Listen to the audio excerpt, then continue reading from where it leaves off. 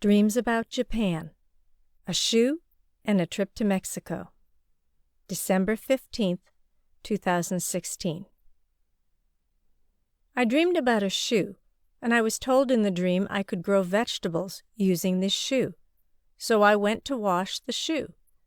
I was also told in the dream I could put flour in a white hat.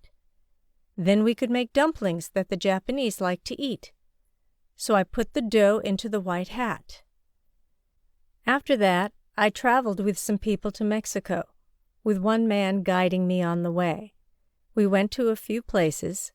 One seemed like Canjun. I was brought to a place with stairs, and somebody asked me, "Do you want to have a deeper experience?" I agreed and was brought to a room after climbing some stairs, while other people had to remain outside. Next, the same man who had guided me before brought me to other places, but I don't remember them. He also brought me to wrestle with some world leaders. I remember Shinzō Abe was one of them. My relationship with them grew closer through wrestling. I was covered in sweat as well due to the wrestling.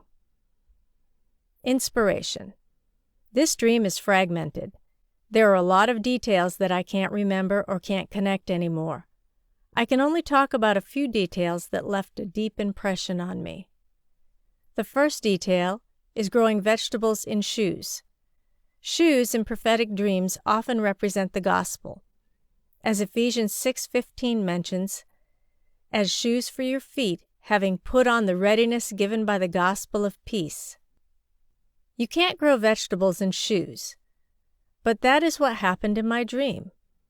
I heard someone say that if you dream of a bird flying, it is probably not a prophetic dream, but if you dream of an elephant flying, it may be a prophetic dream. This means that exaggerated pictures or words are often used as metaphors in prophetic dreams. Growing vegetables in shoes is an exaggeration, as is putting flour in a white hat. Usually flour is put in a bag or a flour cylinder, but rarely in a hat. But this dream portrays putting flour in a white hat, which can be used to make dumplings that the Japanese like to eat. I also saw that the white hat was filled with kneaded dough. I think this means that it is difficult to preach the gospel to the Japanese people. God will give us special wisdom that will help us know how to preach the gospel in a way that is acceptable to the Japanese people. After this, I traveled to Mexico. I don't understand what this means, but the dream about wrestling with Shinzō Abe made a deep impression on me. Through the many different prophetic dreams God has given me, I found that God often uses sports illustrations, such as wrestling, basketball, and table tennis, to signify the spiritual battles between Christians and the forces of darkness. This is one of the ways God speaks to me through many prophetic dreams. Shinzō Abe may represent unbelieving Japanese people. The person wrestling with me may represent a spiritual battle between us.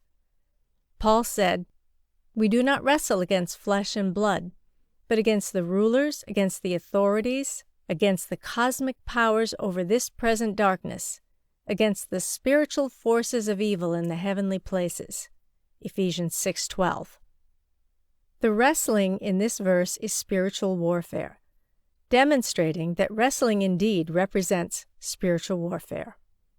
We want to wrestle with the forces of darkness, but we also need to love sinners. I wrestled with Shinzō Abe and others for a long time in my prophetic dream, and even sweated, but I feel that I became closer to them. In addition to pictorial languages, many prophetic dreams are also spiritual experiences.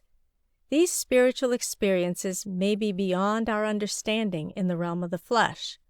In the spirit, we are not limited by time, place, or flesh. God can transcend time and place to give us experiences in the spirit. Perhaps these dreams will help us in situations we will encounter in the material world in the future.